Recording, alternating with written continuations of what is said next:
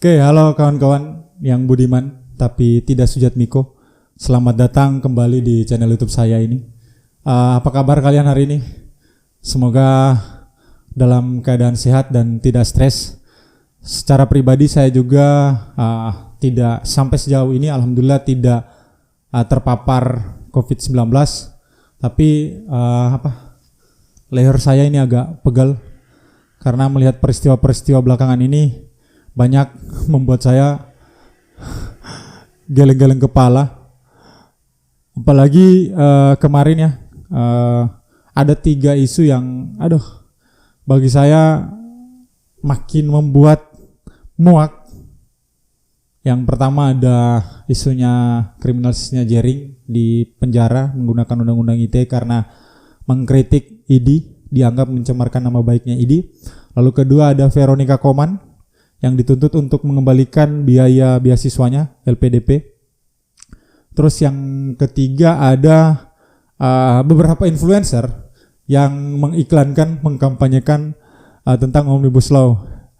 Gak tahu kenapa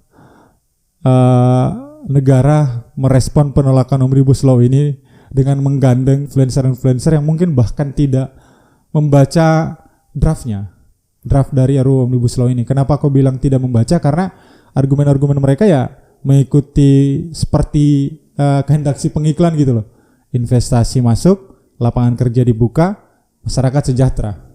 Padahal ya sebenarnya kalau kita lihat di lapangan dari tahun 2010 sampai 2016 investasi meningkat, masuk ke Indonesia investasi meningkat, tapi penyerapan tenaga kerja itu menurun. Jadi di mana gitu investasi, logika dari mana yang dipakai bahwa investasi masuk, lapangan pekerjaan makin banyak. Yang ada justru sebaliknya, yang terjadi di Indonesia ya sebaliknya. Berbicara tentang Omnibus Law ini sebenarnya banyak banget penolakan dari masyarakat. Ada yang pro, mungkin ya pro, kalau kita lihat di media sosial pun ya banyak buzzer-buzzer gitu yang mengkampanyekan tentang Omnibus Law. Cuma ya kalau buzzer sendiri kan teman-teman tahu siapa yang membiayai buzzer ini. Di beberapa kota di Indonesia, khususnya kota-kota besar ya, itu banyak banget protes dari masyarakat tentang Omnibus Law ini. Karena bagi mereka Omnibus Law ini justru lebih menguntungkan investor dibandingkan masyarakat. Secara khusus mungkin buruh ya, buruh, tani juga, tani akan otomatis lahannya akan mudah dirampas ya dengan adanya pembebasan lahan yang dipermudah di Omnibus Law ini.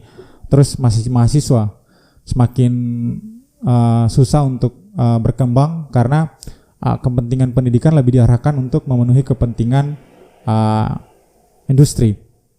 Dan juga banyak kajian-kajian dari para akademisi ya, profesor, terus para aktivis. Nah, salah satu kajian mungkin kalau teman-teman di luar sana butuh kajian yang lebih banyak, baik dari kajian ekonomi politik dan kajian hukumnya, itu kawan-kawan bisa baca melalui link yang kusertakan di bawah ini. Ini adalah kajian, salah satu kajian ya yang aku ambil, kajian dari Gejayan Memanggil. Nah, untuk video kali ini aku tidak akan membahas lebih panjang tentang kajian-kajian tandingan, kajian-kajian kritis dari Omnibus Law. Di sini aku hanya akan membahas tentang bagaimana buzzer-buzzer atau influencer-influencer ini digunakan oleh negara untuk mengkampanyekan Omnibus Law karena tagarnya sama semua. Indonesia butuh kerja. Menggunakan influencer, buzzer ataupun selebgram dan selebriti artis-artis ini untuk mengkampanyekan sesuatu itu memang sampai saat ini masih cukup efektif ya, mengingat mereka banyak banget jamaah-jamaah fanatik di media sosialnya, sehingga apa yang mereka iklankan ya karena mereka sudah mengidolakan si influencer atau selebriti ini, ya si jamaah-jamaah ini akan mengikutinya atau bahkan membelinya. Nah, ini yang dimanfaatkan oleh para pengiklan Omnibus Law ini. Mereka ya melihat peluang besar untuk meyakinkan, ada kan yang followersnya 2 juta bahkan 5 juta mungkin, ya intinya di atas 1 juta lah, melihat peluang itu untuk mengkampanyekan dan memanfaatkan influencer-influencer ini. Kalau kita lihat juga kan banyak banget influencer yang digandeng oleh istana, diajak ke istana untuk foto-foto atau selfie atau ngevlog dengan presiden. Nah, saya nggak tahu ya apakah si influencer pengiklan Omnibus Law ini sudah baca draft RUU Omnibus Law atau belum. Tapi bagi saya dari pernyataan-pernyataan mereka ya, mereka mengikuti narasi si pengiklan, yaitu investasi masuk, lapangan kerja dibuka, rakyat sejahtera. Padahal kan yang terjadi di lapangan seperti yang saya katakan di awal tadi. Nah, di video kali ini saya tidak akan membatasi orang-orang seperti Gritty dan influencer-influencer lainnya itu untuk menerima pekerjaan endorse atau pengiklan, karena bagi saya itu ya mereka cari hidup dari situ. Dan saya juga tidak melarang mereka untuk mengeluarkan pendapat mereka tentang sesuatu gitu. Cuma masalahnya adalah dipikir-pikir lagi, banyak dipelajari lagi kalau seandainya yang diiklankan itu adalah menyangkut tentang hajat hidup orang banyak. Karena apa yang disampaikan oleh orang-orang yang seperti influencer-influencer ini, punya banyak followers ini, itu lebih berpotensi untuk dibaca oleh orang banyak gitu, dibandingkan dengan orang-orang mungkin yang ahlinya gitu tapi nggak aktif di media sosial. Jadi kalau memang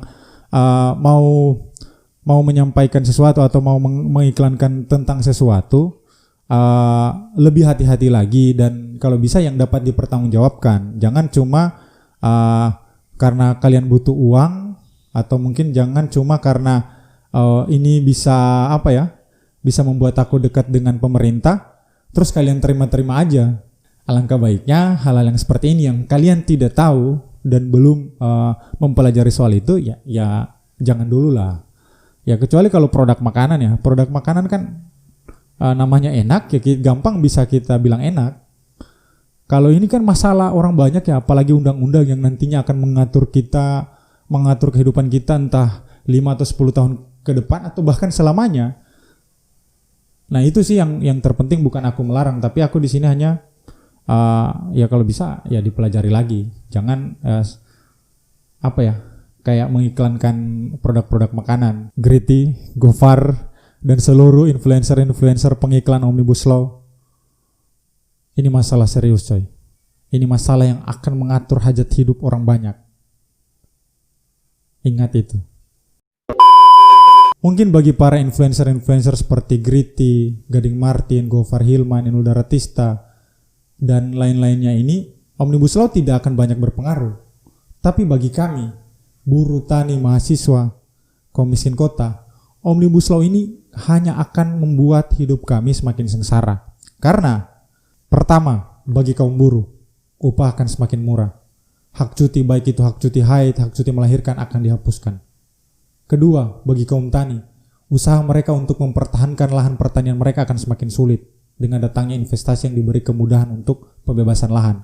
Padahal menurut data, sektor pertanian merupakan sektor yang paling banyak menyerap angkatan kerja. Yang ketiga, bagi orang-orang seperti saya, mahasiswa, pelajar, itu akan semakin sulit untuk bebas menentukan apa yang akan kami pelajari.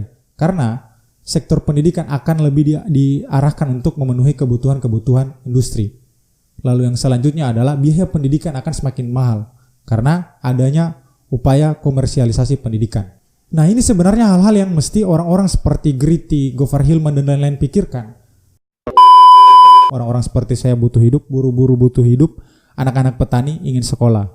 Mungkin sekian dari saya. Terima kasih sudah menyaksikan video ini. Semoga kalian-kalian yang ada di luar sana tetap sehat dan waras. Sebelum berpisah, buat yang ada di Solo, besok tanggal 14 Agustus 2020 jam 1, jangan lupa ini.